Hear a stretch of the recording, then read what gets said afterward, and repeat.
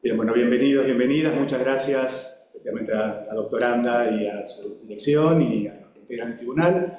Hoy es 3 de julio de 2025, estamos en Río de Escalada, la Universidad Nacional de Lanús, y vamos a escuchar la defensa de la tesis de Gisela Cardoso, dirigida por Emilio Krenzel y dirigida por Daniel Frankel, titulada La APDH, una historia de lucha por los derechos humanos desde su fundación hasta la visita de la Comisión Interamericana de Derechos Humanos, diciembre de 1975 a septiembre de 1979.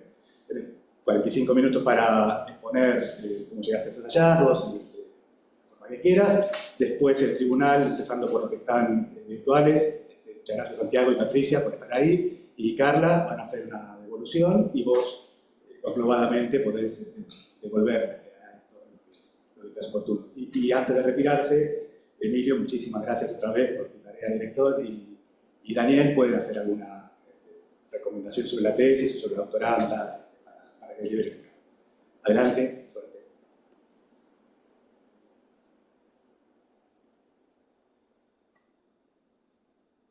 Qué tecnología,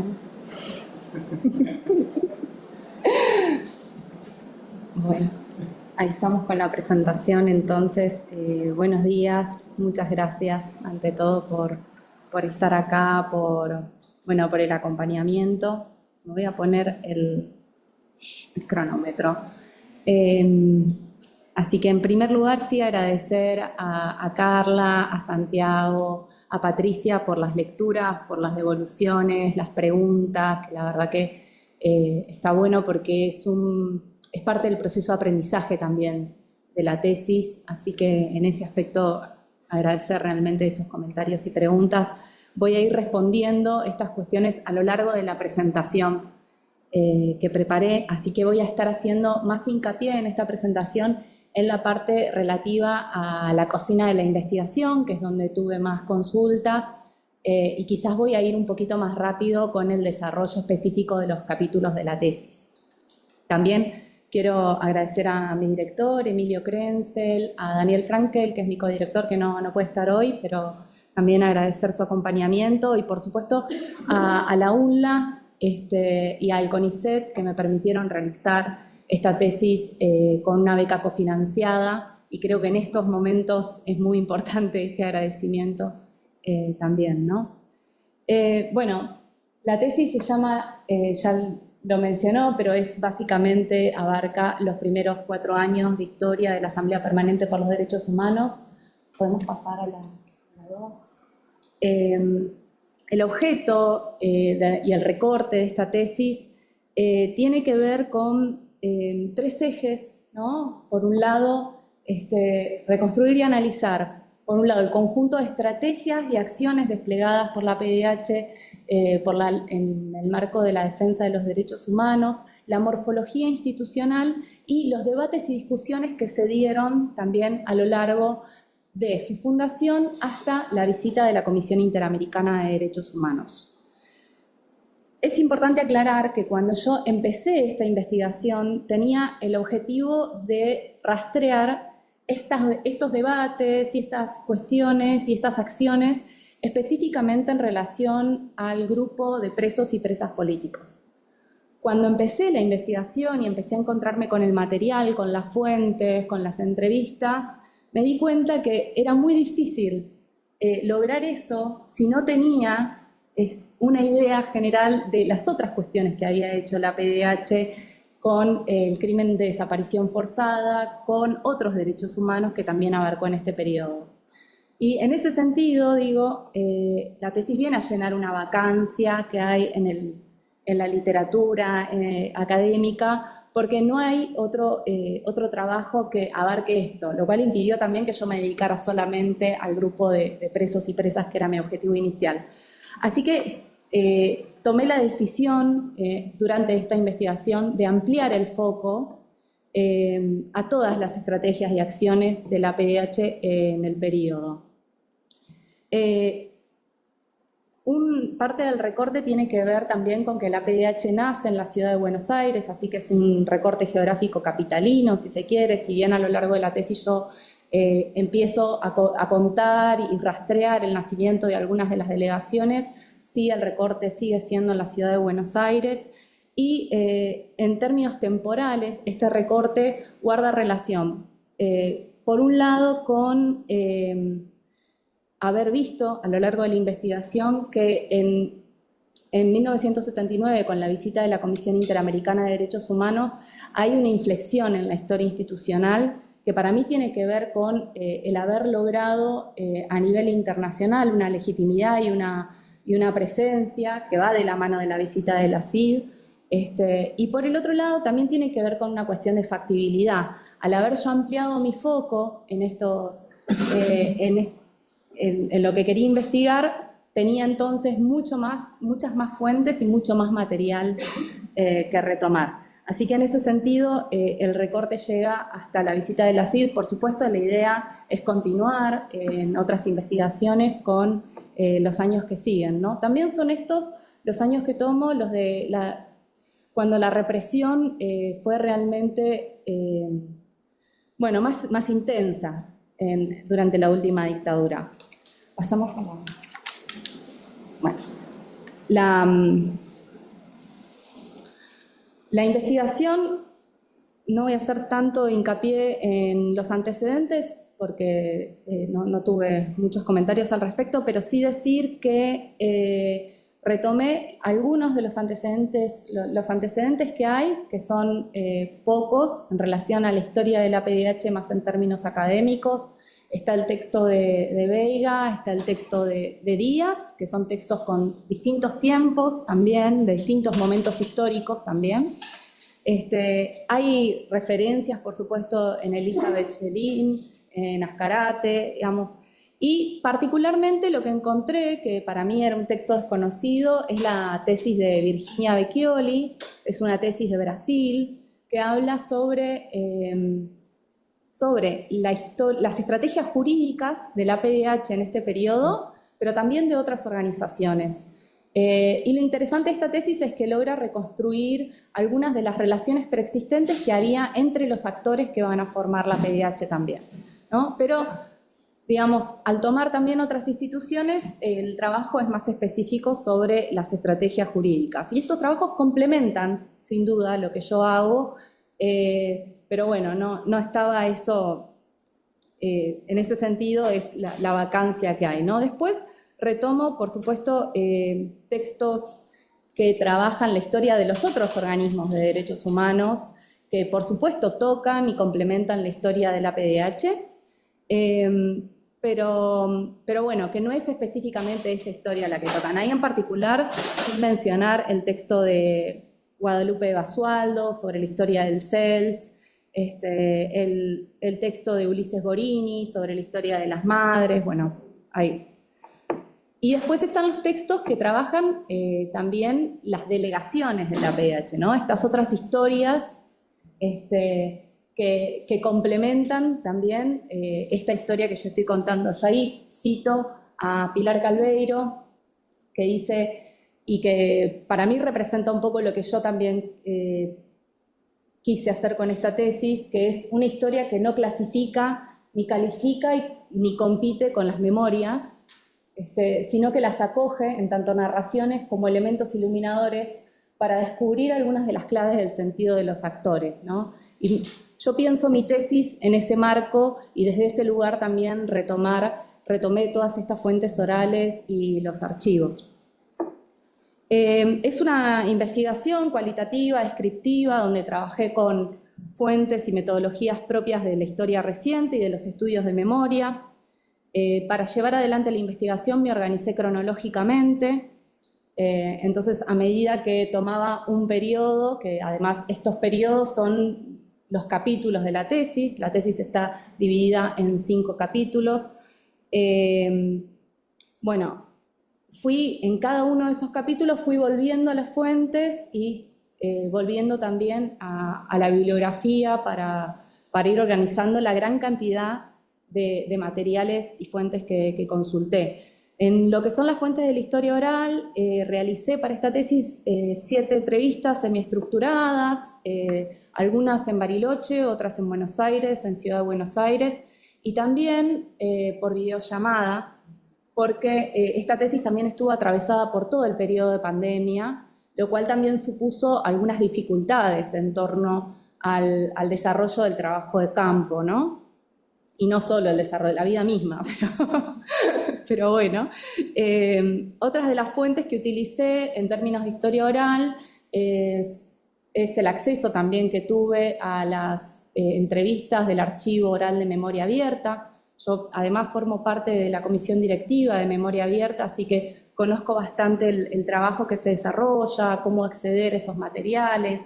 De Memoria Abierta consulté 21 entrevistas y por el otro lado, del archivo institucional de la Asamblea Permanente por los Derechos Humanos, que yo participo de la Secretaría de Archivo y me ocupo de la consulta pública, ahí accedí a 11 entrevistas realizadas por la APH junto con la Universidad Nacional de 3 de Febrero y 4 entrevistas que realizó la Secretaría de Archivos durante el periodo de pandemia, ¿no?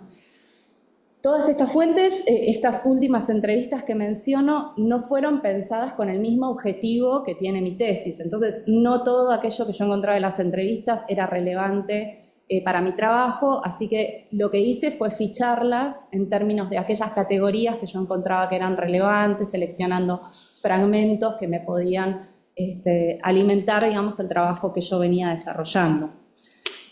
Utilizo también artículos periodísticos a lo largo de todo el desarrollo. Hay un comentario que me parece importante en relación a no confundir estas fuentes con fuentes académicas. Yo los pensé, y quizás en algunos momentos se confunde un poco, yo pensé estos artículos periodísticos como, por un lado, contextualizar esa historia que se va leyendo, y por el otro lado, porque las acciones que la APDH se planteaba en muchas ocasiones se veían reflejadas en esos artículos periodísticos, ¿no? Entonces también es un modo de mostrar esas estrategias y acciones que llevó adelante la APDH en el periodo. En relación a los archivos documentales que consulté, por un lado estuvo el trabajo que hice con el Archivo Nacional de la Memoria. Ahí consulté especialmente el Fondo García Gartlán y el Fondo de la Cruz Roja. Era mi intención consultar ahí también los archivos desclasificados de Estados Unidos, pero inició la pandemia y esos archivos no están disponibles en formato digital. Y en relación a los archivos desclasificados de Estados Unidos, que también retomo en la tesis, sí contar que trabajé solamente con la primer tanda de desclasificados, no con la segunda y tercera tanda de desclasificados por estas dificultades de acceso que supuso la pandemia. Pero bueno, por suerte sí tenía acceso a los archivos digitales de la primera tanda, en virtud de que en su momento la Secretaría de Derechos Humanos los había puesto a disposición y se podían copiar. Yo por suerte tenía, como una premonición, tenía una copia de estos archivos en mi computadora, así que pude trabajar con esos, buscando palabras claves, nombres de personas, para poder identificar también aquellos archivos que fueran relevantes para mi trabajo. Por el otro lado, en relación, trabajé también con el archivo del CELS. Ahí también hice la búsqueda por palabras claves, por nombres de personas, y también el CELS tiene una caja específica sobre el APDH que consulté y que es parte también de este trabajo. Y otra de las fuentes, de los archivos que consulté, sin duda, el que principalmente consulté por la cantidad de materiales que retomo en mi tesis, tienen que ver con el archivo de la APDH. El archivo... No hay problema. No te preocupes, Bueno, y decía que otro de los archivos que consulté es el de la Asamblea Permanente por los Derechos Humanos, que como les contaba también me ocupo de la consulta pública de ese archivo, así que es un archivo que manejo cotidianamente y que conozco muy bien. Esto sin duda es un privilegio, conocer de antemano el contexto de producción de esos documentos, entender cómo está organizado el archivo, saber qué clase de documentos hay, es un saber previo que yo tenía, que sin dudas es un gran privilegio, además el poder acceder a estos documentos sin mediaciones, ¿no? El archivo de la PDH está, el histórico está completamente digitalizado, así que en ese aspecto la pandemia no me supuso una dificultad, pero lo que pasa es que este archivo, y esta es específica una de las preguntas también que hay en uno de los dictámenes, el archivo está indexado y descrito en un porcentaje, es decir, se puede buscar por catálogo, por palabra clave, en un porcentaje, no en todos los grupos documentales. Entonces, en esa parte que estaba indexado y descrito, lo que yo hice fue organizarlo cronológicamente, algo que también supuso un trabajo artesanal, porque las fechas de esos archivos no están normalizadas, así que hubo ahí un trabajo de normalizar fechas para poder filtrar esa base de datos, y de ahí seleccionar aquellos archivos que a mí me parecía tenían que ver, eran relevantes para el trabajo que yo quería hacer. Eso con uno de los grupos, digamos, del archivo. Por el otro lado, estuvo todo el grupo de denuncias de presos y presas, pero también de desaparición forzada, que no tienen fecha, no tienen fecha las denuncias que están en el archivo de la PDH, así que ahí hice una selección, una muestra, para ver los distintos tipos de formulario de denuncia y qué tipo de información se recogía en esos formularios, digamos. Ese fue como otro segundo grupo. Y un tercer grupo del archivo, que es el mayoritario, es el que no está ni catalogado ni descrito, o sea que no se puede buscar por palabra clave. En ese caso, mi privilegio de conocer también muy bien la composición de ese archivo me permitió seleccionar aquellos grupos documentales que podían tener información relativa a lo que yo quería investigar, y ahí sí fue un trabajo de sentarme caja por caja, digamos, cajas virtuales, ¿no? Pero sentarme caja por caja a ver qué había en cada una de esas cajas y encontrarme, sí, con un montón de documentos que yo cito en la tesis también, y que creo que en ese aspecto la carta de agradecimiento a la PDH de Alfredo Bravo, que está citada en la tesis, es sin duda un documento, un hallazgo, ¿no? De esos archivos que no se pueden encontrar de otro modo que no sea mirando documento por documento. En la actualidad, ojalá se pueda describir y catalogar más temprano que tarde. Así que eso en relación a los archivos. Fui mencionando algunas de las dificultades, algunas de las, como fue sin duda la pandemia y el acceso a algunas cuestiones, pero también algunos de los privilegios. Mencionaba esto de mi acceso sin mediaciones al archivo, el conocerlo de antemano. Es un privilegio también y una implicancia al mismo tiempo, formar parte de la PDH, militar en ese espacio desde hace 20 años. Entonces, una de las preguntas tenía que ver con, bueno, cómo se logró esa distancia, ¿no?, con el objeto que estudio. Y si bien es cierto que yo milito en la misma organización que investigo, también es cierto que los debates de hace 40 años atrás, la morfología institucional y las estrategias y acciones son completamente distintas, o en gran parte distintas a las de hoy. Entonces, en ese aspecto, para mí, la distancia temporal fue muy importante también para poder tomar distancia de ese objeto, con el privilegio igualmente de conocer y tener acceso a muchas de las fuentes y de la información.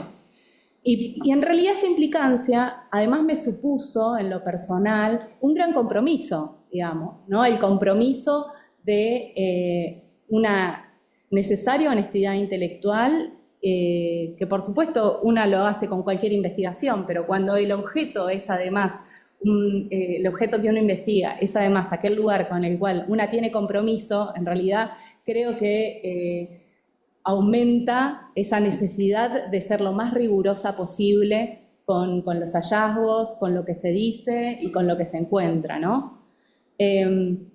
Había una pregunta también en torno a las dudas que me representó el trabajo en relación al sentido común como activista. Y en este punto, digo, y tomando también lo anterior de la rigurosidad, yo pienso que muchas cuestiones que yo recojo en esta tesis quizás no son la historia que la PDH más quiera poner sobre la mesa y contar, porque es un poco, bueno, contar los debates internos, contar... en general lo que se conoce son las resoluciones que se tomaron en su momento, no cómo se llegó a esas decisiones, ¿no? Pero entonces quizás eso sí pudo haber generado en algún momento algunas dudas. Sin embargo, yo, y por ahí adelantando algunas de las conclusiones, lo que pienso es que en realidad es una gran fortaleza de la organización haber podido, a lo largo de esos años tan difíciles aparte, ¿no? Decíamos, los de la mayor intensidad de la represión, haber podido, a pesar de esos debates internos, incluyendo de una manera democrática, ¿no? Democrática en un contexto de dictadura militar, esos debates en la institución, haber podido llevar adelante esas decisiones, ¿no? Poder democráticamente resolver esas cuestiones me parece que es un valor en términos de los hallazgos también de mi tesis. Voy a pasar brevemente a comentar lo relativo a los capítulos. Como les decía, pasamos a la próxima. Gracias. Voy a brevemente pasar a cada uno de los 5 capítulos. Había un pedido específico de caracterizar cada uno de estos subperiodos que yo retomo en los capítulos. Me voy a detener en eso y no en las acciones y estrategias específicas porque creo que están lo suficientemente desarrollados en los capítulos, a veces un poco bastante de hecho, pero y en ese sentido, digamos, el primer periodo, que es el capítulo 1, que le puse por título La PDH nacer antes del golpe, retoma lo que es la fase inicial de conformación, es decir, las reuniones previas, las solicitadas, algunas cuestiones previas a la reunión fundacional del 18 de diciembre de 1975.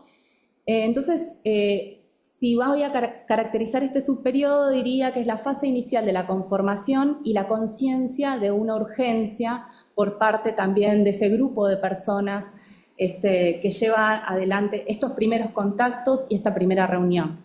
Una pregunta que surge seguramente de este capítulo es ¿quiénes son entonces los fundadores y las fundadoras de la PDH?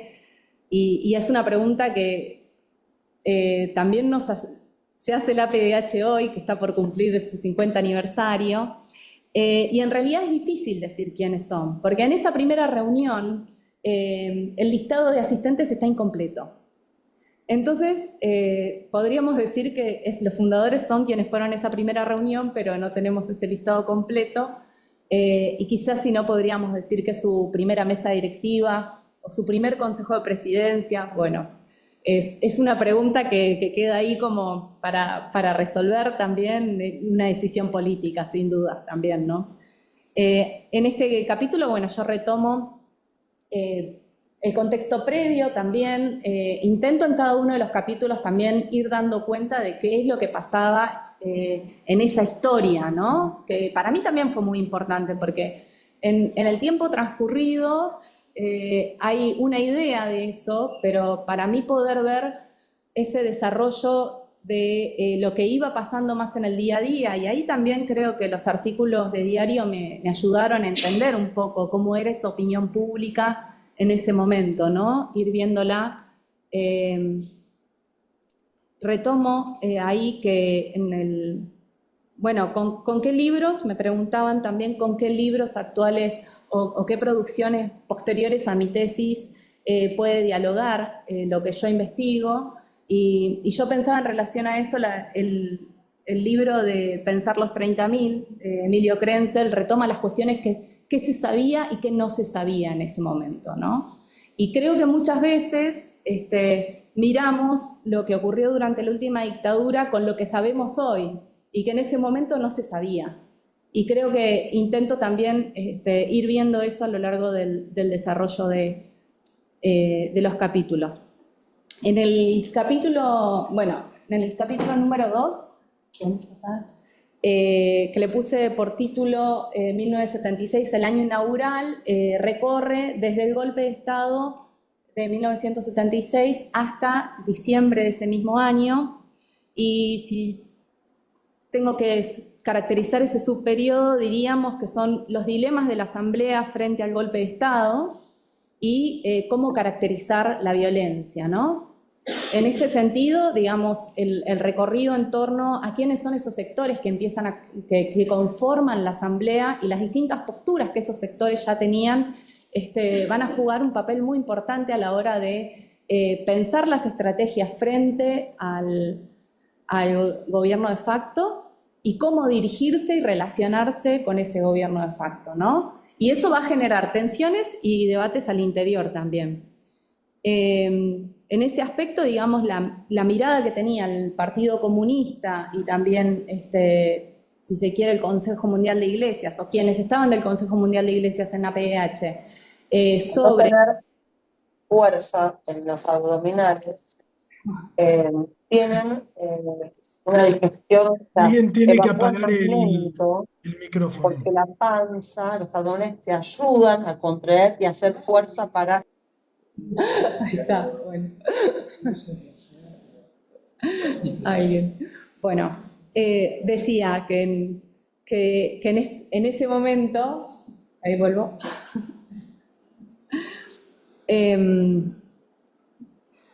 debe ser del PC la persona. Porque justo estaba por decir... Yo creo que tiene sentido. Justo estaba por decir, digamos. La física viene muy bien. Sí. Decía entonces que por la mirada que tenía el Partido Comunista y también quienes representaban al CMI en la PDH sobre la figura de Videla como un militar moderado, profesional, que formaba parte del ala de las Palomas de las Fuerzas Armadas, digamos, había ahí una discusión en torno a la confrontación o no con ese gobierno de facto, ¿no?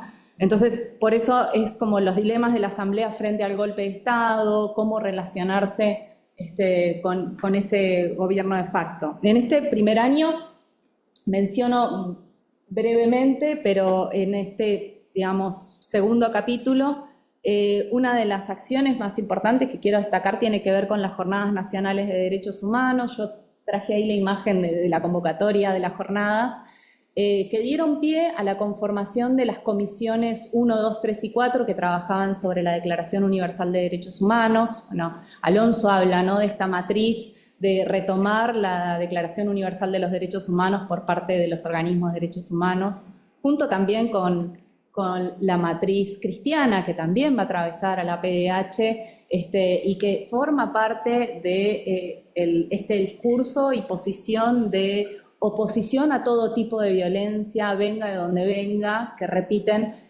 a lo largo de estos 4 años las declaraciones de la PDH en su totalidad, ¿no? Y por el otro lado, la estrategia de los memoriales. Los memoriales tienen, por diferencia a otras declaraciones de la PDH, la característica de estar firmadas por muchísimas personalidades reconocidas. Entonces, no eran solo los miembros de la PDH, sino también salir a buscar firmas de otros y otras para denunciar lo que estaba ocurriendo. Voy a mencionar esas dos cosas y pasamos al capítulo 3, también en virtud del tiempo. El capítulo 3, gracias, que es le puse por título el primer aniversario del golpe. Para caracterizarlo a este año, yo diría que es la consolidación del trabajo de la PDH a nivel local y el establecimiento de estrategias de denuncias colectivas. Es la presentación del caso, la primera presentación en el caso Pérez de Smith, y también es el armado de las nóminas con las denuncias que se recibían, ¿no? Además del ataque particular que yo retomo y analizo también en la tesis, el ataque a Alfredo Bravo y Adolfo Pérez Esquivel, miembros muy importantes también de la PDH, y bueno, donde también trabajo sobre las gestiones que hizo la institución en relación a sus casos. En En este capítulo abordo, por un lado, el cambio a nivel internacional que supuso la asunción de Carter en Estados Unidos y cómo eso afectó también la relación con la Embajada de Estados Unidos por parte de los organismos de derechos humanos en general, pero del APDH en particular también. Y esto que también generó otra clase de debates al interior de la institución, ¿no? La cercanía con Estados Unidos no era la preferida por estos actores, por algunos de los actores que formaban parte de la APDH. Entonces, esto también supuso estos debates, tensiones, contradicciones. Mencionaba también de este año la causa Pérez de Smith, que es un hito en lo que son las estrategias jurídicas, y algunas parte de la bibliografía habla del primer habeas corpus colectivo, cuando en realidad en ese momento no existía esa figura, pero sí se empieza a trabajar con esa idea. Y por el otro lado, es el año en que la APDH finalmente tiene una sede en donde empieza a atender y a tener un lugar físico, ¿no? En el marco también de lo que es esta estrategia de diurnidad. También diurnidad es una categoría nativa de una entrevistada que es un poco la oposición a la clandestinidad, ¿no? Esta estrategia de mostrar todo lo que se hace. Y en esta estrategia de mostrar todo lo que se hace, de tener una sede que es pública, de tener también institucionalizándose, tener un logo, también implica, por ejemplo, invitar a las autoridades de facto a todas las actividades que se hacen, ¿no? Dándoles a conocer también todas las denuncias que llegaban, que eran también remitidas al Ministerio del Interior. Entonces, esto todo forma parte de esta estrategia de diurnidad, y también una estrategia de extenderse a nivel territorial con la formación de las delegaciones, que va a ser otra de las características a lo largo del tiempo de la APDH, la presencia territorial, con un armado muy parecido al de los partidos políticos, ¿no? Que es interesante, es esta búsqueda de contactos en distintos lugares para poder ir armando estas delegaciones. Pasamos al capítulo 4, porque ya veo que estoy con el tiempo. Igual voy retomando algunas de las conclusiones a lo largo de los capítulos. El capítulo 4 es el año del Mundial, es el año 1978, y el subperiodo, digamos, yo lo podríamos caracterizar como el año, la acción principal de ese año, que es la solicitada del APDH en la prensa, que cristaliza la lucha por evidenciar el crimen de desaparición forzada y cómo comienza la institución, el trabajo y la relación con el exterior, ¿no? Y en este marco, digamos, el Mundial de Fútbol de 1978 también juega un papel importante, porque en ese marco la dictadura refuerza lo que es la campaña, la denominada campaña anti-argentina. Entonces ahí las discusiones y debates en torno del APDH, en torno a poder denunciar en el exterior, pero no quedar en ese marco de campaña anti-argentina, por cuestiones de seguridad, preservación, ¿no? También, sosteniendo también esta estrategia de diurnidad. Entonces, este año, donde ya la APDH, decíamos, en el 77 consolidó su trabajo local, ya en el 78 está completamente asentada, su sede en Ciudad de Buenos Aires, adquieren una nueva sede más grande, de hecho, está la imagen de la solicitada de la prensa de ese momento, que fue muy importante porque fue la primera vez que aparecían en los diarios los nombres de los desaparecidos. En general las solicitadas eran firmadas por familiares y aparecían sus nombres, pero esta es la primera vez que aparecen los nombres de las personas desaparecidas en un periodo. Pasamos a la próxima. Bueno, el capítulo 5 y último de la tesis abarca parte del año 1979 y es la visita de la Comisión Interamericana de Derechos Humanos.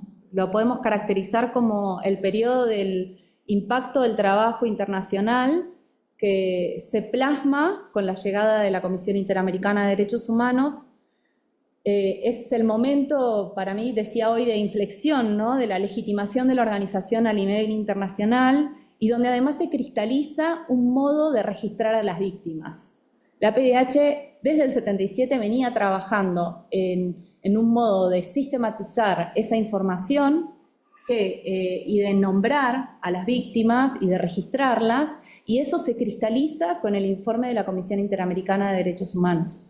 Entonces, en ese sentido, digamos, este impacto internacional no es solamente el lugar que tuvo la PDH acompañando a la Comisión Interamericana y todas las gestiones previas y durante la visita de la Comisión, sino también es ese trabajo que se hizo con las denuncias, cómo impactó en el informe de la Comisión y cómo va a seguir, digamos, ese modo de nombrar a las víctimas va a marcar un modo de trabajar para nuestra historia también, ¿no? Ni hablar para la CONADEP más adelante. Pero bueno, eso ya serán otras historias.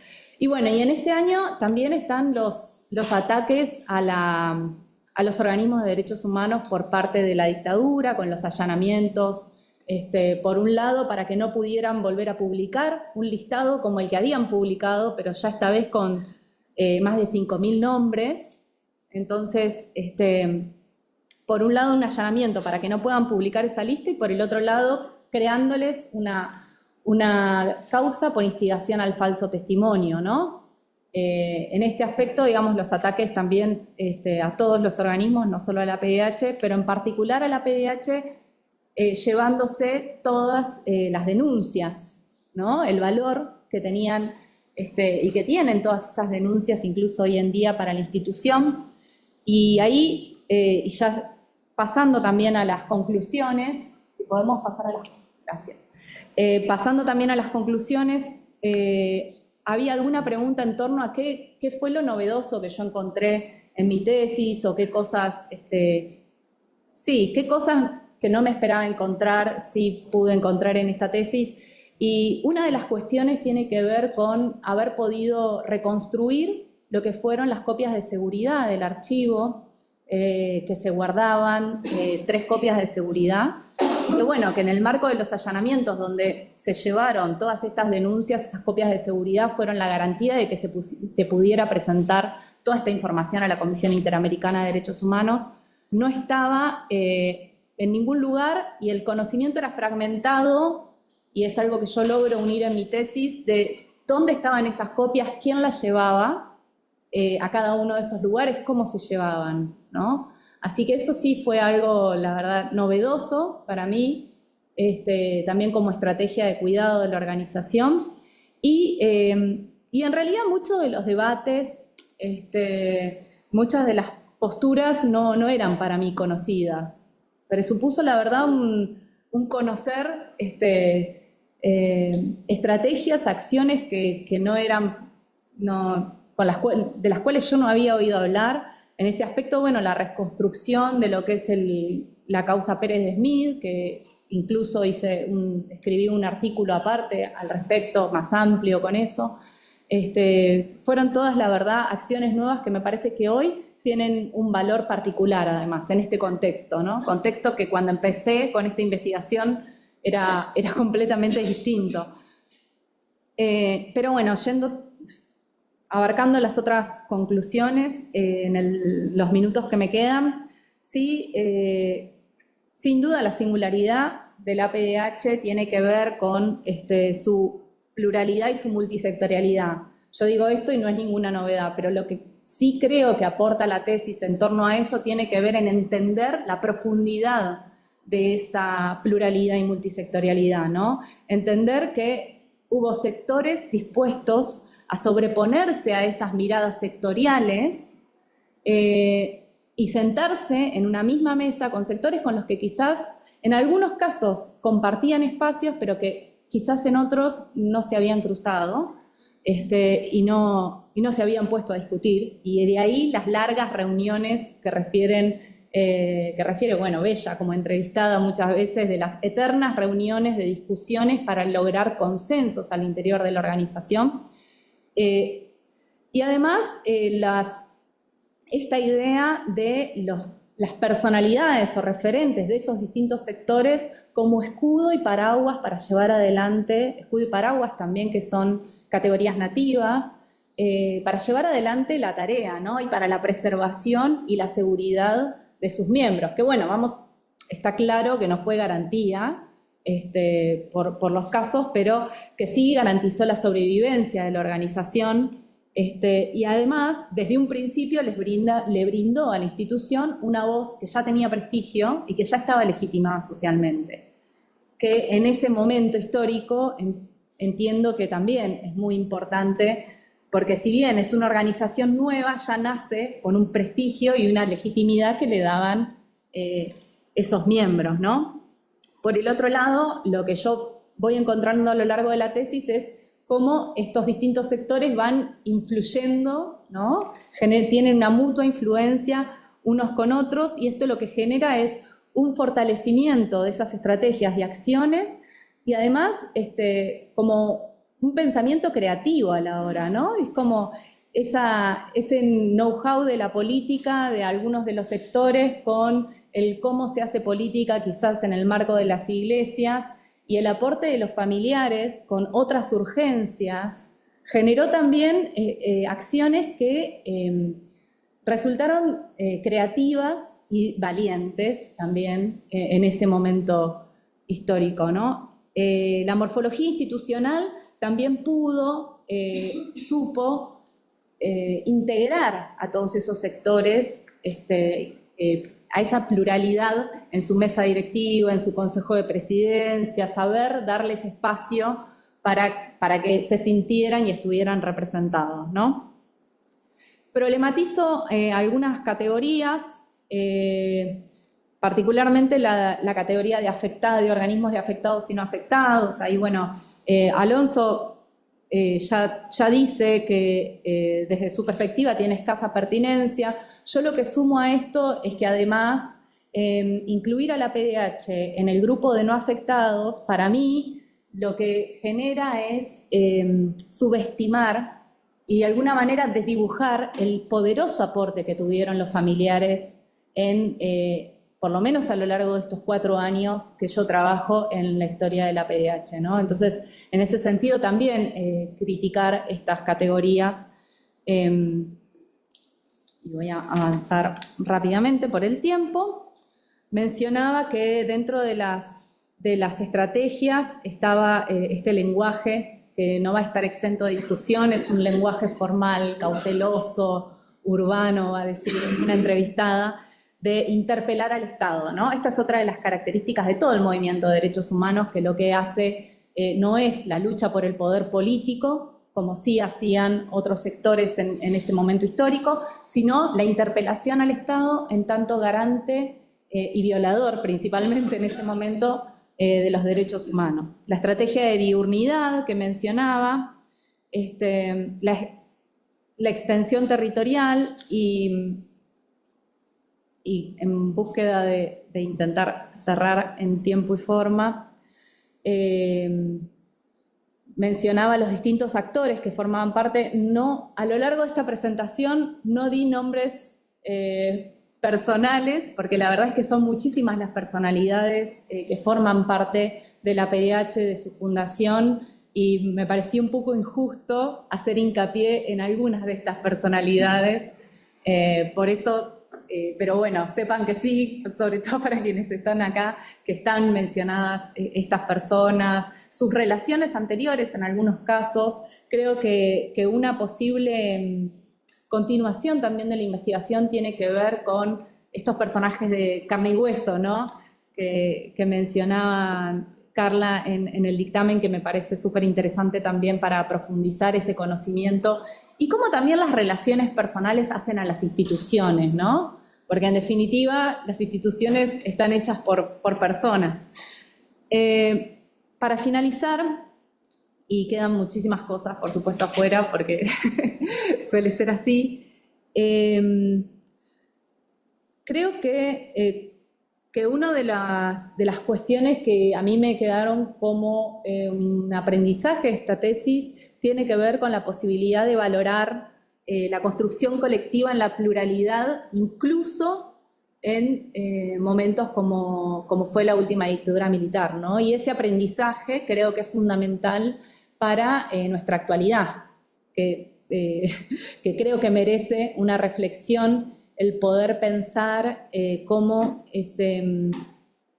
a pesar de esas grandes diferencias que encontraban estos actores, tuvieron la capacidad de poder sentarse en una misma mesa y emprender acciones en conjunto en defensa de los derechos humanos. Hasta ahí, pasamos a la próxima. Les agradezco el tiempo, la lectura nuevamente, las preguntas y también a quienes vinieron. Gracias.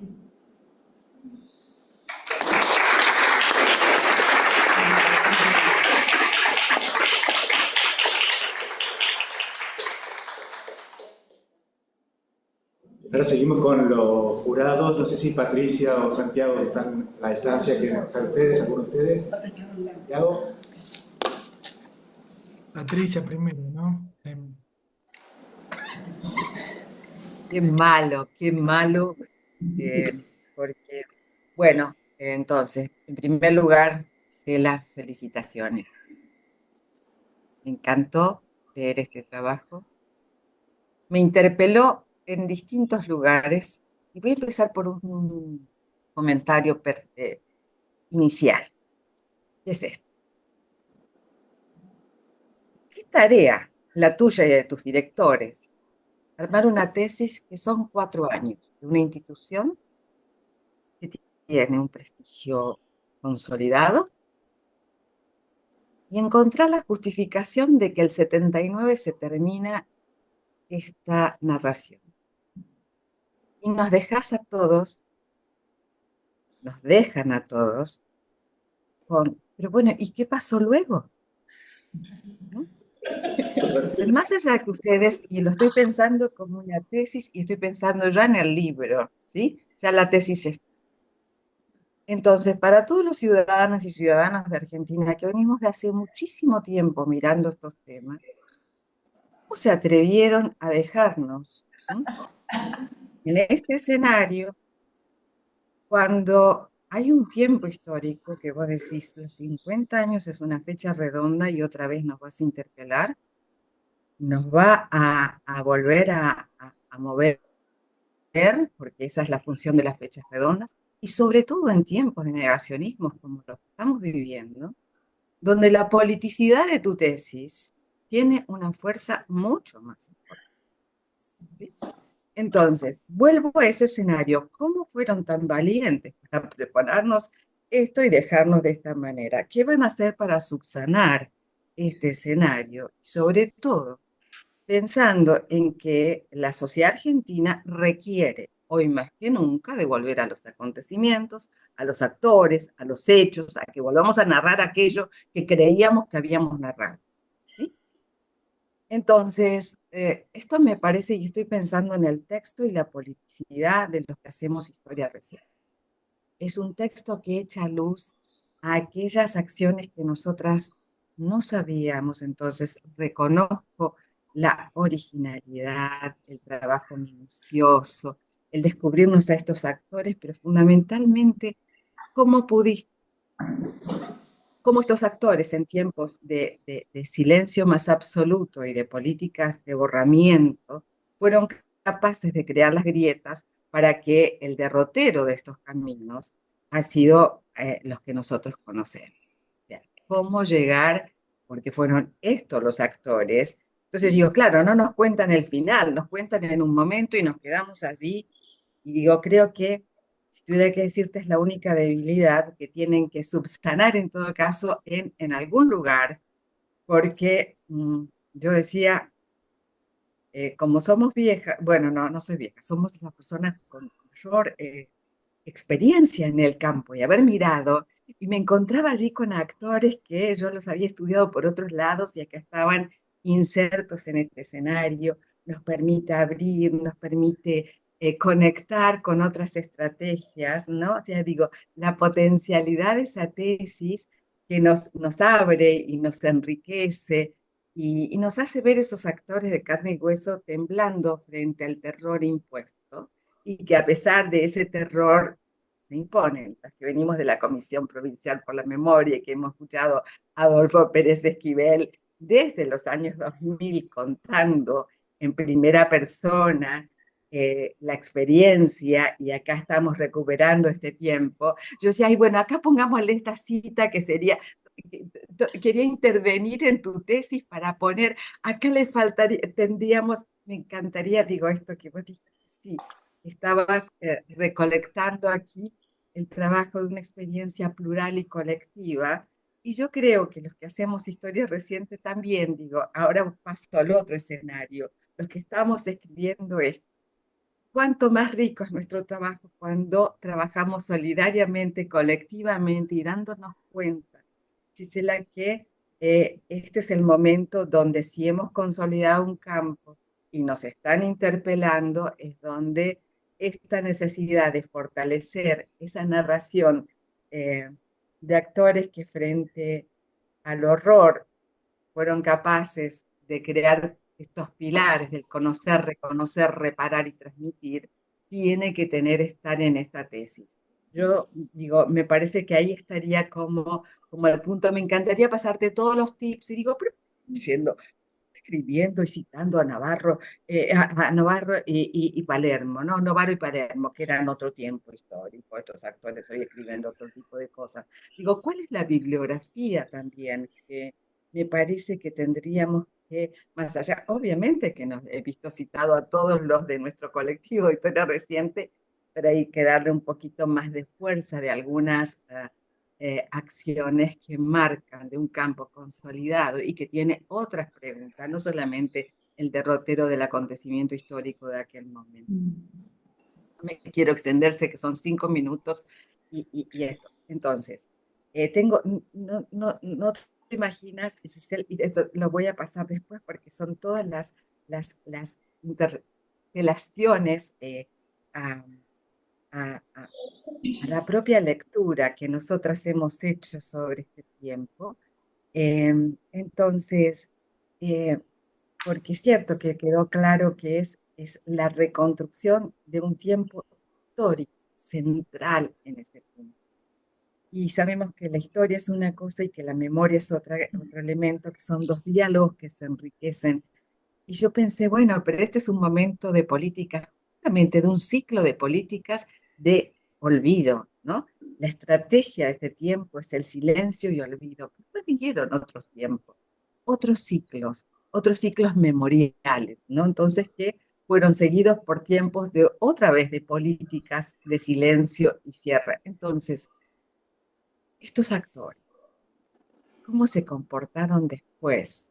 ¿No? Y cómo recuerdan ellos esos comportamientos. Yo, ¿qué pasaba con la PDH y los juicios por la verdad? Por poner un escenario, como esas otras grietas, ¿no es cierto? Esos actores, ¿qué pasaba cuando llegamos a los juicios por lesa humanidad? Digo, a ver, hay acá una politicidad que se extiende y que tiene que estar de algún momento, aunque sea síntesis, señales, porque es un organismo que nos sigue marcando caminos, ¿no? Digo, y también para recaer en ellos. Y digo esto, tu tesis es necesaria más que nunca hoy. ¿Sí? Ustedes, las nuevas generaciones, con nuevas preguntas, porque hoy estamos en un tiempo histórico de enorme virulencia en la negación, ¿no? Otra vez estos actores, y no solamente aquellos que creíamos que ese patrimonio iba a estar consolidado, sino que están justificando lo que nosotros creíamos que era imposible en la sociedad argentina, para decirnos también que nos faltó en este escenario de estos diagnósticos. Entonces, digo, mi conversación es, aquí termino, Gisela, felicitarte porque las necesitamos que trabajen aún con mucho más ahínco que nosotros, porque si bien venimos marcando, hoy hay preguntas que hay que responder con una contundencia que habla de lo colectivo y de la resistencia. Construir los pilares de resistencia tienen que ver con este tipo de trabajos. Y ahí te queremos escuchar cómo vamos a enfrentar este tiempo de donde nos niegan la propia existencia de aquello que es verdad absoluta, ¿sí? Entonces, ahí termino. Santiago. Bueno, yo también, un poco en la misma línea que Patricia y que Carla, obviamente, celebro esta tesis. Me parece que la tesis siempre es un momento de la defensa. Una tesis es un ritual de celebración para nuestro doctorado, es muy importante. Creo que se ha consolidado un camino hacia cursadas que devienen en tesis y en ese sentido celebro mucho esta tesis. Eh, a mí me parece que la gran virtud que tiene esta tesis es el material y el trabajo de archivo y el trabajo de entrevistas que vos hiciste. Creo que documenta muy bien cómo fue ese proceso de institucionalización de la APDH, pero también toda esa dimensión más bien artesanal. Yo había anotado exactamente eso, esas historias de carne y hueso que están detrás de las organizaciones, ¿no? Creo que es una tesis que cuando yo te preguntaba por los desafíos de escribirla desde adentro, creo que a mí lo que más me gustó es que aparecen los claros oscuros, ¿no? Las decisiones más controvertidas, leídas desde hoy por lo menos. Por ejemplo, la decisión de no prestarle la sede a las Madres de Plaza de Mayo, que hoy nos parecería difícil de sostener, pero que en ese momento fue toda una decisión, todo un debate. Me parece que no le eludís a los conflictos y creo que eso es muy interesante. Eh, creo que tiene mucho de esa picardía del movimiento de derechos humanos, ¿no? De esta idea de que cuando vos hablas de las copias y que una de las copias está en Plaza de Mayo, en la Curia, me parece que habla de esa gran picardía del movimiento de derechos humanos, ¿no? Eh, cómo jugó como escudo y como paraguas, pero también qué límites ponía y ese juego entre operar en modo orgánico o desarrollar estrategias de modo orgánico o a título personal. Creo que eso es bien interesante, cómo lo vas contando. Eh, me parece también muy sutil cómo, si bien hay una condena a los terrorismos y a toda forma de violencia, no es mera teoría de los dos demonios. Y creo que ahí vos vas marcando esas pequeñas inflexiones que nos van llevando a, a la producción de categorías para la denuncia, ¿no? Y ahí yo noto una sutil desplazamiento entre esas, lo que vos decís, primero la denuncia al terrorismo de derecha y después al terrorismo represivo, y ahí yo veo toda una génesis del concepto de terrorismo de Estado, ¿no? Y acá quizás mi punto más crítico también es en la línea de lo que decía Patricia, ¿no? Yo creo que tenemos que empezar ya tenemos elementos empíricos, elementos analíticos, para empezar a discutir algunos mantras nuestros, ¿no? En ese momento el mantra era esto de condenar toda forma de violencia y creo que era un modo de poder interlocutar, hablar con los militares, ¿no? Y creo que esa fue una estrategia muy potente, ¿no?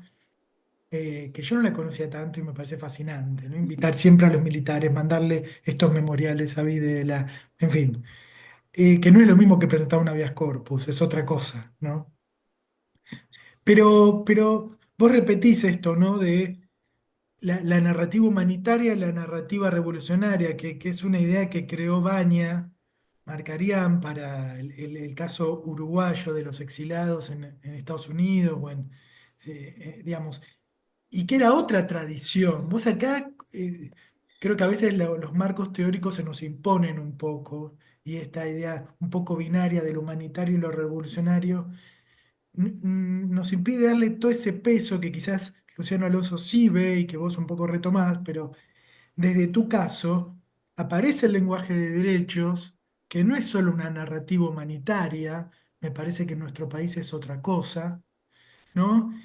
Aparece la cuestión partidaria, vos decís, tiene una lógica casi de partido, ¿no? Ir creando delegaciones, pero aparece una tradición cristiana y no violenta muy fuerte, te lo digo yo yo vengo de una familia metodista, y en mi casa la cuestión de la no violencia se repetía como un mantra, y no necesariamente era teoría de los dos demonios, era otra cosa, es un lenguaje cristiano que tiene que es otra tradición. Entonces, ahí yo un poco te invito como Patricia, creo que te invitó con esa sutileza y esa amorosidad que tiene Patricia para decir las cosas, a discutir.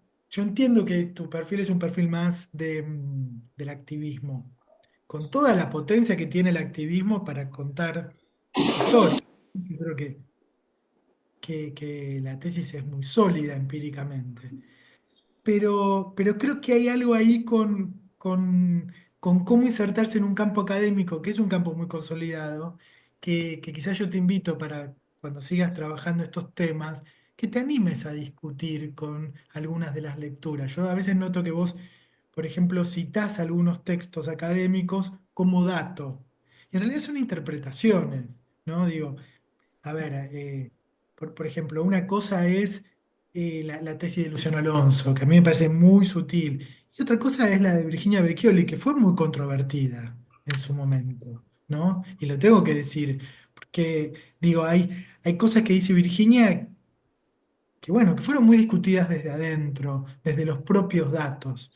Eh, o, o bueno, cuando vos pones los trabajos de Cellini, los discutís, obviamente, pero es una cosa es ese trabajo que ella hizo en base a ese gran archivo de historia oral del CEDES, y otra cosa es el- los trabajos de Veiga, que eran más de corte periodístico del Centro Editor de América Latina. No digo que no sea parte de nuestra historiografía, pero el campo de la historia reciente es un mundo de discusiones teóricas en el cual yo te invito a que te escribas, porque me parece que hay mucho para pensar colectivamente, ¿no?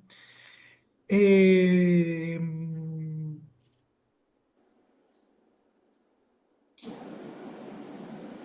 Después creo que hay algo de la distancia temporal y hay algo de la distancia espacial. Yo calculo que, a ver, tío, entiendo que vivís en Bariloche, ¿no? Sí, sí, Te sí, ayudó sí. a tomar una distancia espacial, que a veces ayuda a decir algunas cosas desde otro lugar, ¿no? Bariloche con sede de APDH también, ¿eh? Eh, mm, no- no- Creo que hay algunas cuestiones formales que deberías revisar. Me parece, mi sensación es que celebro mucho la tesis, pero que quizás falta una introducción un poco más potente. La introducción de una tesis es la puerta de entrada a una tesis. Y yo sé que es lo que uno escribe al final, o por lo menos siempre decimos escribir al final. Y a veces queda, por decirlo de un modo, poca nafta, pero me parece que esa intro debería ser, pienso yo, una intro mucho más rigurosa en términos metodológicos porque tenés las fuentes, porque tenés ese respaldo, un poco más reflexiva y también un poco más historiográfica. Creo que hay un campo muy consolidado, ¿no? Y que a veces mm, podemos hacer tesis anfibias que vengan desde el movimiento de derechos humanos. Yo las celebro todo el tiempo, soy profesor de esta casa, digamos, de Lanús, pero sin olvidarnos que hay un campo académico muy consolidado y muy rico para discutir e insertarse. Y lo otro que digo es, me encantó esto de la diurnidad, ¿no? En oposición a la clandestinidad. Creo que ahí encontraste algo bien interesante, como ellos todo el tiempo están mostrando lo que hacen en oposición a la represión ilegal. Parece un juego de espejos que le tenés que sacar mucho jugo. Y lo otro es a, a esta dimensión de cómo se fue haciendo, porque tan artesanal, cómo se van, ese fichero, esas fotos que mostraste, me puedo equivocar, pero creo que no están en la tesis y yo creo que son muy hermosas para dar cuenta de esa dimensión artesanal, ¿no? donde es cierto que ellos no, donde vos vas mostrando toda esa sutileza, ¿no? Donde buscan información para una sutileza, por ejemplo, que vos decís, no tratan casos individuales, pero le sugerimos que, ¿no? A la gente. Entonces, ahí después vas mostrando el agradecimiento de los familiares, creo que ese es otro tema, eh, porque acá aparecen, bueno, los estilos, este estilo mucho más, todas muchas cosas que dijo Elizabeth Chelin en 1995, pero que vos le das una carne, una vida, algo que es muy potente. No quiero extenderme mucho más, pero sí también cómo estas organizaciones fueron conscientes de la importancia de producir sus propios archivos para dejar un legado. Y creo que ahí hay algo que quizás vos lo tomás como un dato y en realidad no es solo un dato. Mostrar que estas organizaciones no solo hacían acciones, documentaban para denunciar, sino para construir, en algún momento dejar un legado para que alguien como vos escriba esa historia. Y creo que ahí hay una lucidez muy impresionante, ¿no? Bueno, hasta acá llego porque no me quiero extender mucho más. Perdón por lo largo.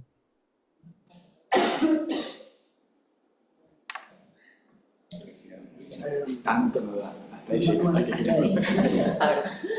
Bien. ¿Se escucha? ¿Sí? ¿Se escucha bien? Es ambiental, pero... Ok, bien, bárbaro. Bueno, felicitaciones, Gisela. Es una tesis muy rigurosa, muy detallada. Creo que es una contribución, como planteo en el dictamen, a la historización, a la problematización, una contribución más de tantas que hay en este campo que han constituido, ¿no? Como el de la historia reciente, pero que se sigue nutriendo de otros abordajes, ¿no? Y si reponemos esto que vos traías, ¿no? La instancia de defensa es una instancia de aprendizaje también. Creo que a partir de lo que Patricia y lo que Santiago fueron exponiendo también, ¿no? Se puede verificar esto, ¿no? Digamos, las múltiples entradas, las diferentes lecturas que se pueden seguir haciendo y profundizando sobre todo de este momento tan denso, ¿no? Porque estamos hablando de unos 4 años que a vos te llevan una tesis y que quizá este estudio tan situado, tan detallado del proceso, ¿no? de creación y de existencia de esta organización, podría quizá, ¿no? Y esto es lo que yo te marcaba en el dictamen también,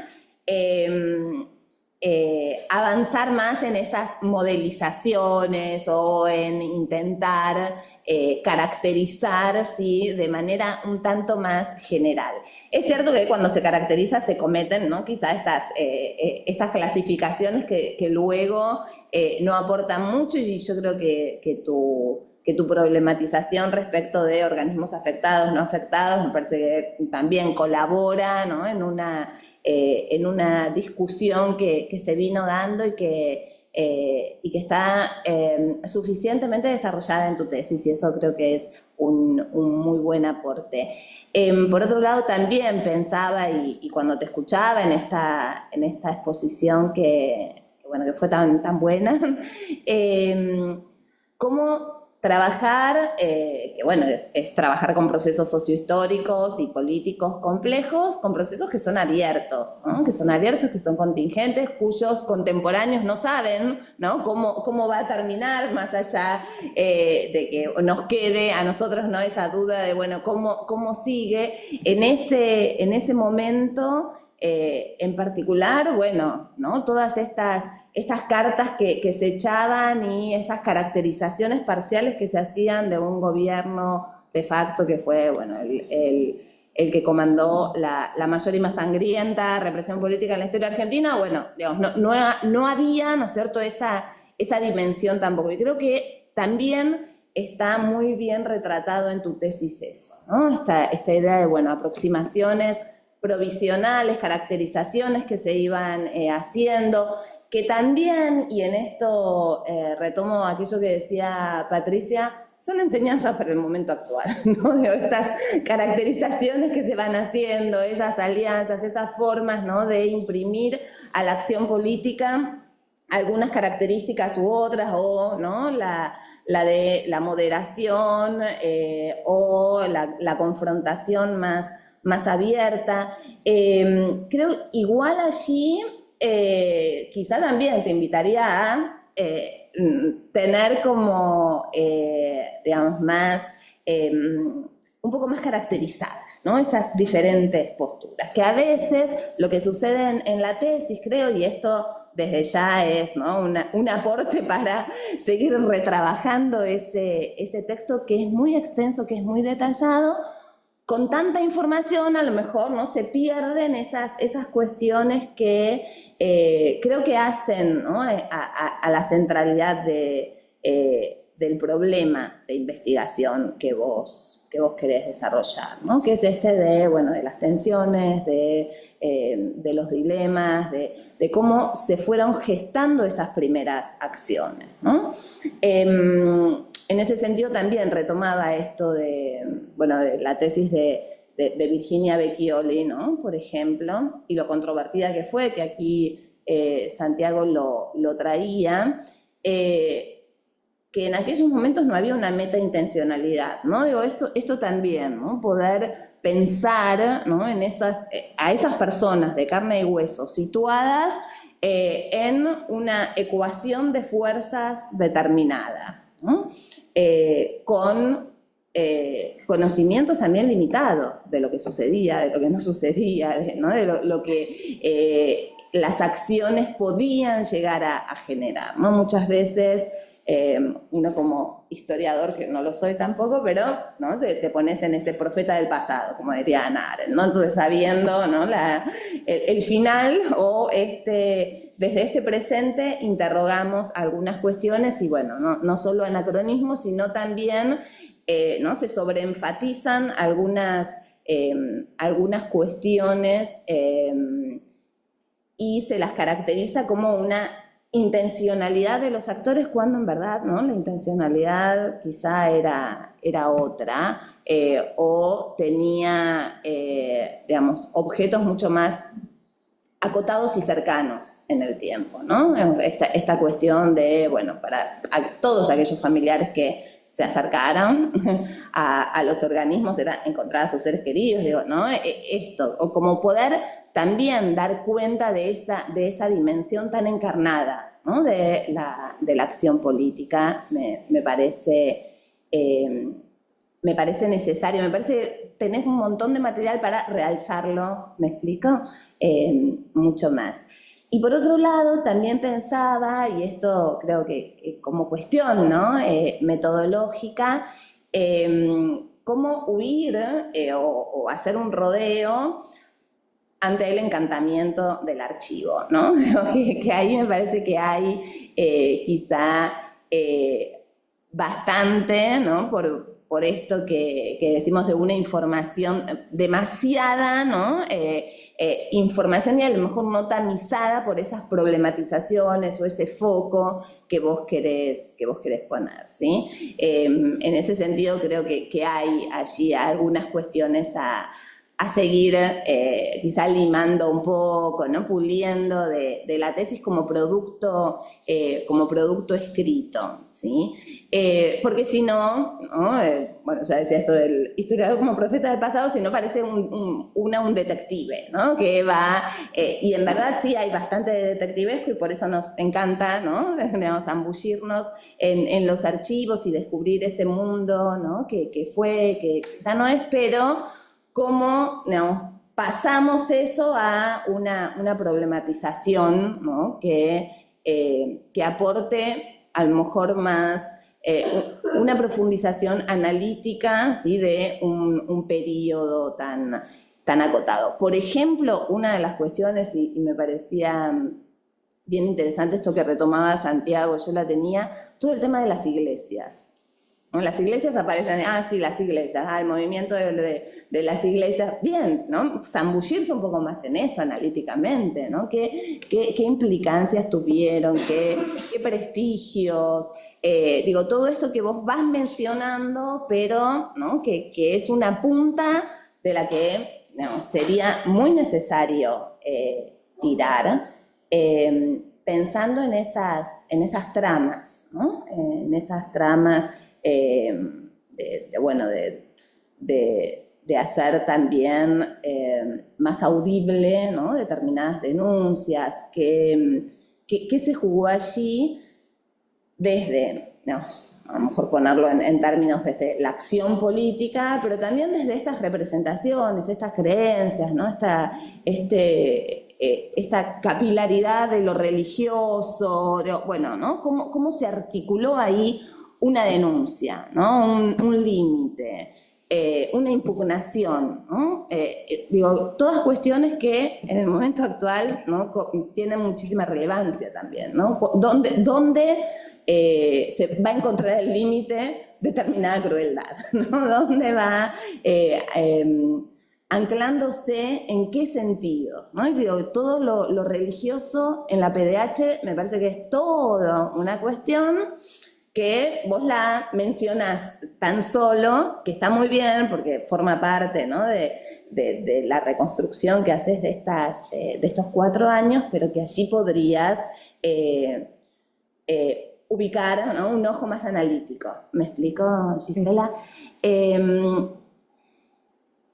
Y después, bueno, esto creo que se relaciona con esta cuestión que yo te planteaba, ¿no? Me hubiera gustado también ver más encarnados a esos sujetos, ¿sí? A esas personas de carne y hueso que con sus debates, con sus dilemas, con, bueno, también, ¿no? las críticas hacia las acciones de otros fueron generando la PDH. También me parece súper importante, bueno, vos decís que tenés un artículo escrito en prensa con el caso de Pérez de Smith, poder pensarlo, ¿no? También como allí esa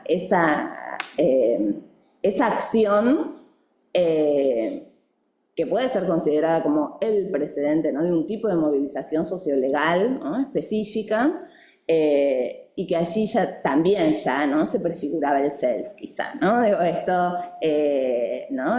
Vos pones algo así como, bueno, no se sabe muy bien de quién fue la idea y no, pero bueno, ¿no? Como quizá poder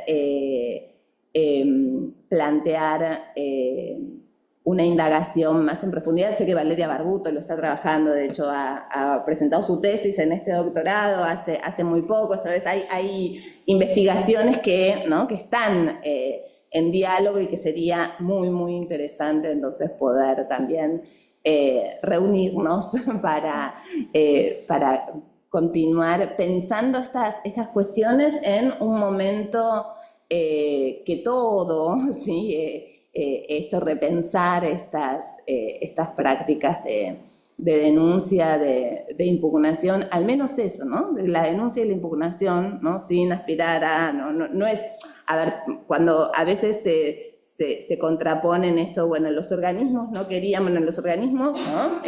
Justamente fueron eficaces en construir categorías, en impugnar, en mostrar, ¿no? Digo, no es que tuviesen que tener una moral revolucionaria sino lo que estaban marcando allí e interpelando a un Estado que estaba dejando de serlo, ¿no? Un Estado de Derecho que ya no lo era y demás, ¿no? Entonces, en ese sentido me parece sumamente importante poder reflexionar, ¿no? en este momento sobre, como vos hacés en esta tesis, ¿no? y problematizar, bueno, cómo fueron esas acciones que no tenían, ¿no? el éxito asegurado de antemano, ¿no? y que claramente fueron conflictivas, disputadas, y en ese sentido me parece que sí, que tu tesis es un insumo y un aporte muy, muy bueno, y sobre todo que demuestra esto que vos traías al comienzo de tu exposición, ¿no? De cómo desde la militancia o desde, ¿no?, la participación en la misma asociación, en la misma organización, se puede escribir una historia que no es una historia institucional, sino que es una historia, ¿no?, que se mete justamente en estas idas y venidas, en estos debates y en estas tensiones. Bueno, muchas gracias. Si querés responder, contestar o simplemente agregar algo.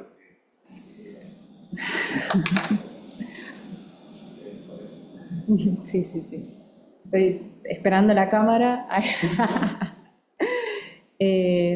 Bueno, muchas gracias por los comentarios y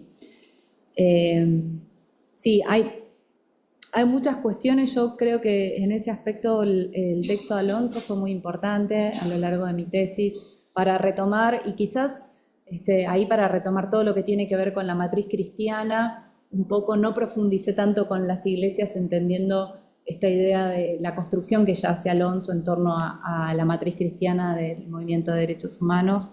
Sin dudas, en cada uno de estos actores que yo menciono se podría profundizar el por qué llegaron ahí, de la mano de quién también, que en muchos casos logro reconstruirlo y en otros no. Pero sin duda sí es algo que es muy interesante también para profundizar. Yo ahí tuve también la oportunidad de conversar más informalmente con algunos de los investigadores que estuvieron escribiendo La verdad los hará libres, pero que hablan más de la Iglesia Católica, ¿no? Y entonces sí es necesario esa otra reconstrucción.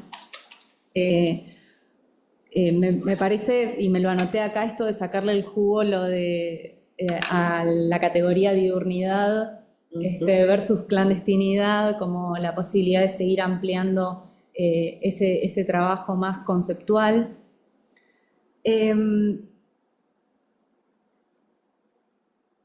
Tengo muchísimas cosas, pero sí creo que, y algo que no mencioné también en este marco, tiene que ver con en este marco de negacionismo, ¿no? Que yo también, y quizás por eso hice mucho hincapié en las acciones, en un marco en donde todo eso que efectivamente pasó es negado sistemáticamente, incluso por el Estado. A mí me parecía muy importante poder dar cuenta de esas acciones, de esas estrategias, de esas denuncias. Y creo que quizás eso generó que no me extendiera tanto en algunas otras cuestiones más conceptuales, ¿no? Pero por haber puesto el ojo en esa construcción en particular, en este marco en particular. Y bueno, creo que esas cuestiones, y agradecer nuevamente las lecturas y los comentarios.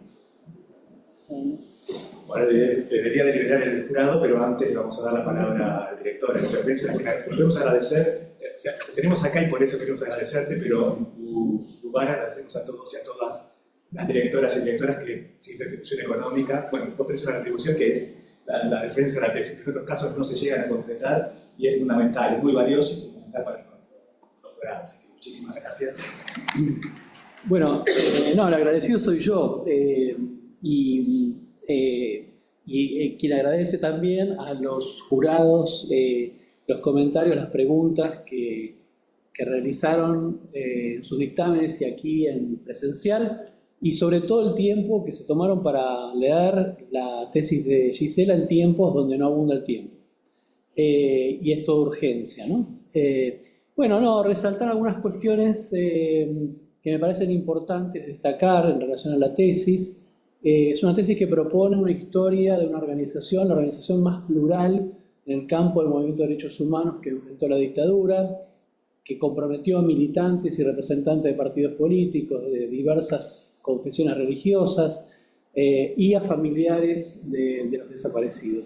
No hay otra organización que haya conjugado con esa pluralidad y ese espectro diverso estas diversas representaciones. Y en ese sentido me parece que es original el aporte que la tesis hace al analizar a la Asamblea. Lo hace a partir de una variedad, diversidad de fuentes de orden oral, de documental, diversas y que las cuales logra articular en un argumento, cuestión que no es sencilla, ¿no? Ofrecer una descripción y un análisis de la trayectoria que desenvuelve esa organización analizada. En tercer lugar, el desafío de investigar una organización de la cual se forma parte. Entonces, ahí creo que Gisela se transitó en un doble juego. Por un lado, usufructuar del privilegio de participar de la organización para no requerir, en muchos casos, mediaciones para acceder al archivo, pero por otro lado, ejercer una vigilancia epistemológica, un cuidado en relación a no asumir y a no reproducir la mirada nativa respecto a la historia que ella se propuso construir. En cuarto lugar, creo que es un aporte a la historia del movimiento de derechos humanos, que no contaba hasta este momento con un trabajo tan específico sobre la Asamblea, un actor muy relevante dentro de esa lucha, y también un aporte a la historia de la lucha contra la dictadura, en función de destacar cómo se va construyendo, cómo se va enhebrando el proceso de conocimiento de las prácticas represivas clandestinas y a la vez también destacar qué herramientas fueron las utilizadas para confrontarse con ese sistema criminal tan original.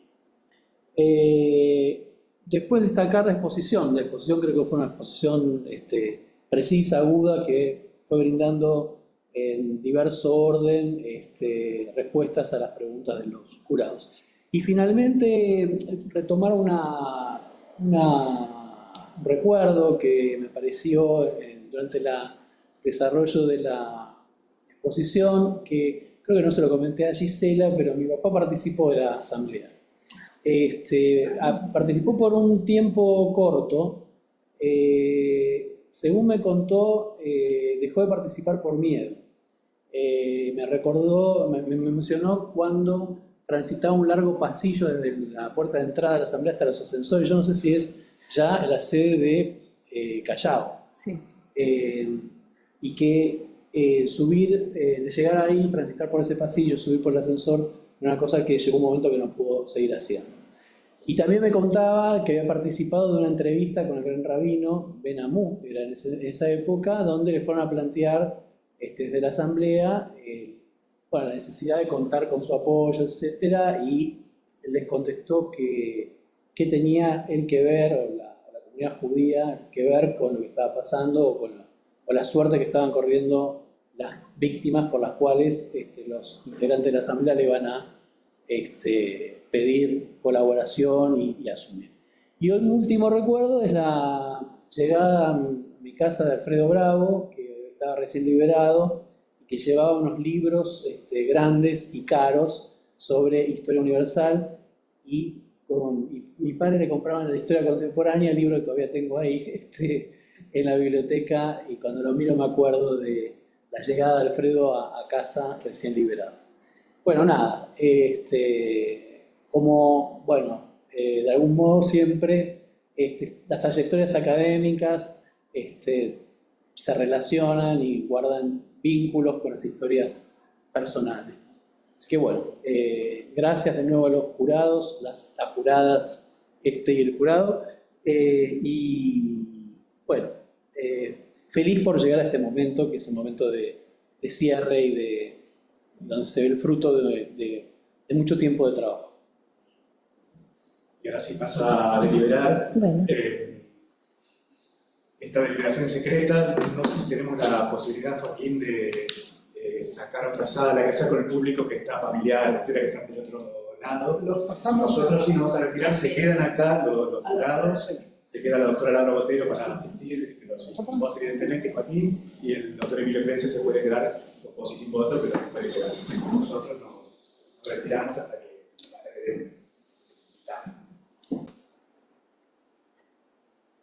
Bueno. Bueno, gracias Gisela, gracias por la espera.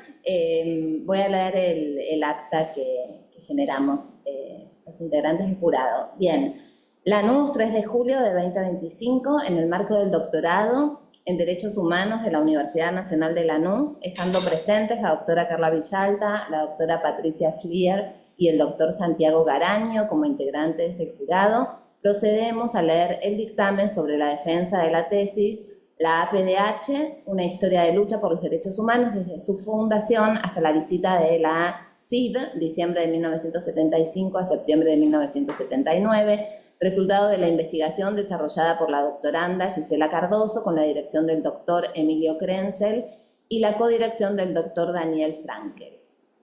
La tesis aporta a una historia y una genealogía del movimiento de derechos humanos argentino a partir de un estudio de caso bien reconstruido, gracias al cual la autora da cuenta del proceso de formación de la APDH. El trabajo está bien estructurado y tiene objetivos delimitados. Organiza la tesis de manera cronológica, identificando en los distintos momentos 3 núcleos de interés: las acciones y estrategias desarrolladas por la APDH en la defensa de los derechos humanos, los debates que surgieron a lo largo de los años estudiados, sus posibles orígenes y vinculaciones con discusiones políticas más amplias, y la morfología institucional y su desarrollo.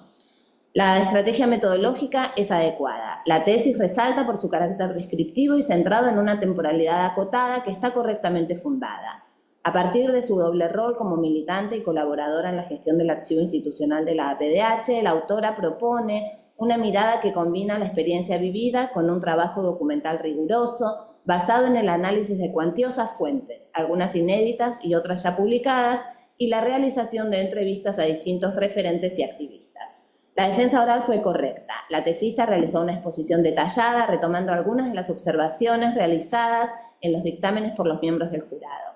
Si bien la tesis constituye un valioso aporte, ya que reconstruye y problematiza el contexto de creación y los primeros años de existencia de la APDH, este jurado considera que el trabajo debería incorporar un diálogo de mayor profundidad con los antecedentes y contribuciones precedentes sobre el objeto de estudio, y asimismo considera que a partir de ese diálogo y de la revisión de otra bibliografía existente podría haber realizado una mayor conceptualización sobre los procesos abordados. Por todo lo expuesto, se le otorga la calificación de 9 distinguido. Bien. Felicitaciones.